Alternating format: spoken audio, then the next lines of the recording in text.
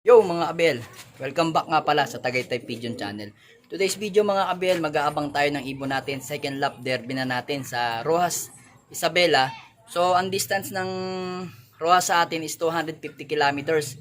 So last lap ngayon ng super 3 laps namin. Then may panibagong category kami sinali na 4 laps. So tingnan natin kung sino yung mauuna sa mga ibon natin. Hulaan nyo na kung sino-sino mga mauuna sa atin, kung si BL Grisel o si BL 11 Feathers. Halos naman BL naman lahat ng mga ibon natin eh. Isa lang naman ang hindi BL si Litar. So ngayon 10 ano na 10 ano ba to 10-14. So yan, mayaman kasi nasa 1-3 pa lang speed ngayon. So syempre expecting natin, hindi naman tailwind ngayon, sobrang init kung mapapansin nyo. Ayan o, sobrang init yan. So yan mga Abel, tara mag-abang na tayo. Ayan mga Abel, nag-aabang na tayo ng ibon natin. Anytime kasi baka may mag-clock na. Kasi sa parting kalaban namin mabalak at unang dropper sila. So may nakapagsabi na meron na doon nag-clock na isa. So yun nga, ito naka-ready na yung pang ano ko, ito. Naka-ready na yung stick ko, yung pantawag ko sa ibon. Para pagka nandyan sila, pabababain ko kagad. Then, ito, pakita ko sa inyo. Talikod natin yung camera. So yan, nakapag-ready na tayo dito ng camera natin. Tapos doon, meron na rin tayong ano, patayin ko muna to. Yan. Tapos, naglagay na rin ako ng molasses sa ano natin. Naglagay na rin ako ng molasses sa coop natin na yun yun. Molasses nyo at saka molasses dito. So yun, sana maganda yung pauwi natin ngayon. Talagang pumipitik yung init oh. Ayun oh. Tanyo, tapat yung araw. So yan, mag-aabang na tayo dito. Baka biglang mag-clock. Pero huwag ka na maglaro ng basketball dyan. Baka mailang yung mga ibon natin. Mamaya na lang tayo maglaro. Ayan mga Abel, meron na tayo. Mukhang si ano to, si BL 44 ata to. O si 45. Ayan o, nag-iisa.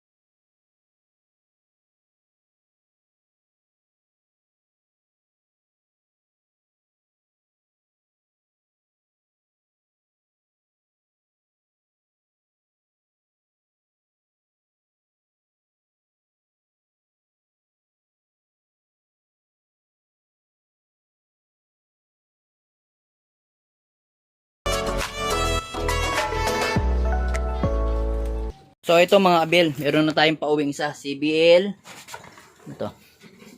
Oh, BL 74 pala. Ayan si BL 74. Ayan yung first drop natin. Ang speed niya is 1080. Ayan, tapos ito yung sticker niya. Ayan o mga Abel. Siya ang first dropper natin talaga. Ayan. Ayos na ayos naman yung katawan niya. Ayan. So ayan mga Abel, mag-abang pa tayo. Baka biglang sumulpot yung mga ibon natin, hindi natin matatawag eh. Pahinga ka na dyan ha.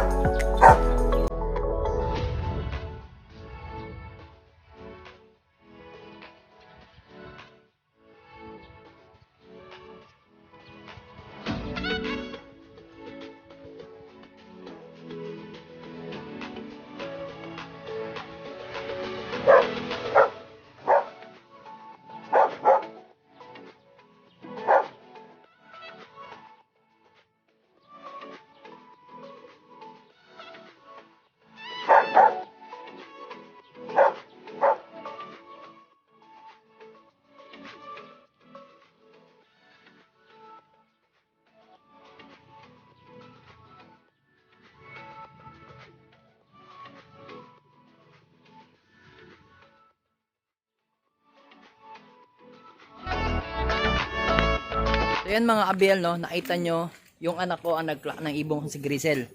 Dahil kumuha ko ng baka ngayon sa stock namin sa slaughter. So yun mga abel, pakita ko na sa inyo. Ayun oh, kumuha ko ng baka.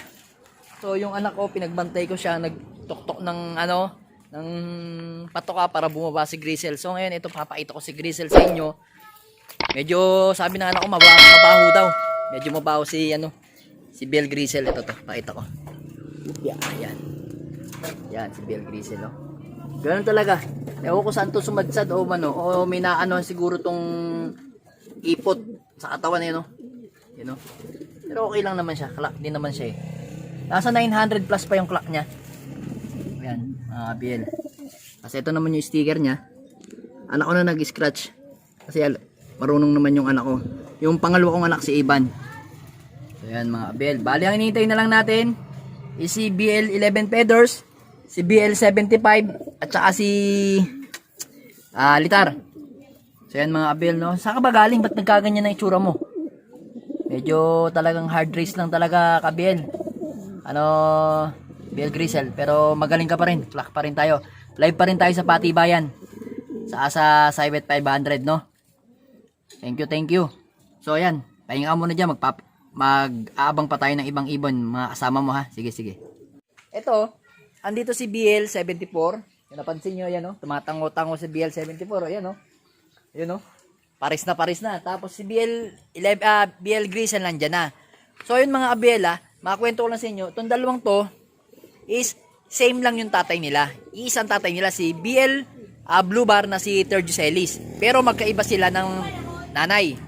Ang nanay nito ni BL74 is si Stitch Black Check. So ito namang isa si BL Grisel naman, ang nanay naman yan is si Stitch Colson. So yun, isa lang yung nila. Ibig sabihin ang nagdadala yung tatay talaga, magaling yung tatay. Kasi kahit saan may clutch, pumupukpok yung ibon. Pero yung kapatid niyang isa, nasa BL75, wala pa. Nakalimutan ko, akala ko 44 eh. 74 pala to, 75 wala pa. Si BL11 Feathers wala pa. Tsaka si Juanito Ting, yun na lang inintay natin, tatlo. So yung mga kaibigan natin sa Apalit, mga team natin sa Apalit, medyo may mga umuwi na raw ibon nila, pero patak-patak lang. Tigisa pa lang daw sila. So talagang pahirapan. So yan mga abel, no, wala pa rin yung tatlong ibon natin. So ngayon, habang nag-aabang-abang tayo, eto, mag-shooting muna tayo kasi kainip eh.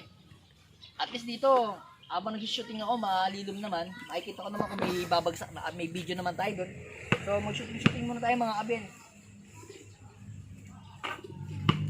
Yan, habang walang magawa.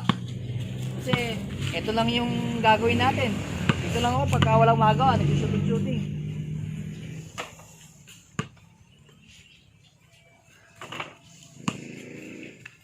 So, wala mga abel eh. Ganun talaga. Pagka malapit na tayo makatop. Ang cut-off natin is 102. So, ano mga oras na dyan, Ivan? Paki-check nga. 12:26. 12:26 oh. Ano na lang, kalahating oras na lang na mahigit. Makaka-cut-off na tayo mga abel. Daan na lang natin yung shooting. Pakasakali pang maging tayo, basketballista. Basketballista na maliit ang bola. Wala eh, ganun talaga. Pag hindi talaga para sa atin, hindi sa atin. Pero uuwi pa rin, may pag-asa pa naman yung tatlo. Kahit na ganyan yung panahon, marami pang may mga kulang. Pero nakita ko kanina, halos nasa 1,000 na lang yung 1,000 pa lang yung nagkakalak, 1,000 plus. So, tingnan natin mamaya kung pag after cut-off kung ilan na magkakalak. Talagang pahirapan eh. Ganun talaga, habang lumalayo, nagpapahirapan ng ibon. Pauwian.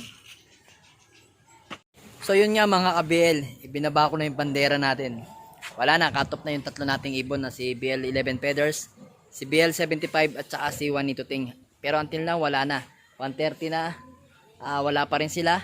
Ganun talaga, part of the game yan, part of the race. Kailangan mag-move on na tayo, wala kasi tayong magagawa dyan. So dito na lang tayo magpo-focus sa ating mga ibon na napauwi. Ayan o, yan, nagpapahinga na siya. Dito tayo, ayan. Papahinga na si BL74. Ayan o. Parang gusto ng mamares. Press na press pa to. Yan, oh. So ayan, dito na tayo magpo-focus kasi ito talaga gusto na itong mamaris, hindi ko siya binibigyan ng pares. Yan. Kumbaga binibigyan ko ng kalandian lang pero hindi ko talaga siya pinakakastahan. So ito maging asawa niya kasi nawala na yung kapatid niya. Hindi na ata uuwi. 75. So ito yung pugat niya. Yan. So diyan sila maglalandian kapag inilagay ko. Pero for the meantime, hindi ko siya lalagyan ng nakalandian ng dito sa loob para makapagpahinga siya. Pero at least nakita niyo yung pugad niya na merong nandun yung pugad niya na inuwian. Kaya mga kabiel, napuntahan naman natin si BL11, BL Grisel pala. Tayo sa ating BL Grisel.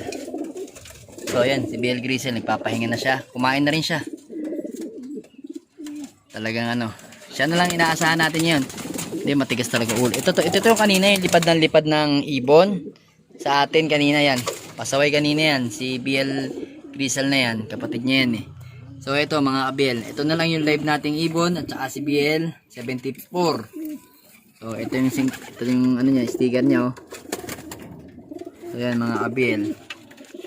Talagang hindi na umuwi si BL 11 Feathers. Siguro talaga hirap na hirap. Kasi talaga hard race naman talaga ngayon eh. Pumipitik yung init. Tapos niya medyo umambon-ambon naman. So salamat BL Grisel no. Umuwi ka pa rin talaga. Loyal na loyal ka talaga sa akin. The best ka talagang ibon ka. Diba nag-usap naman tayo. Sabi ko sa'yo gagawin kitang breeder pagka katulad ni Desmet. Si Desmet ayun no. Nire-recover pa natin. Pero gagawin ko siyang breeder. Ikaw naman.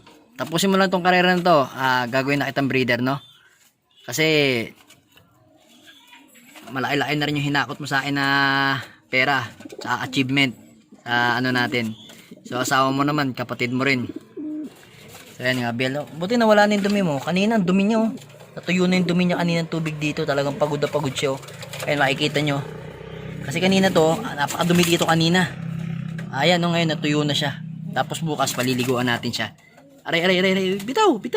Grabe ko naman oh. Grabe kong mangurit oh. Uy, kapit na kapit yung kurit mo. Talagang talaga si BL Grisel. So ayan mga kabiel no.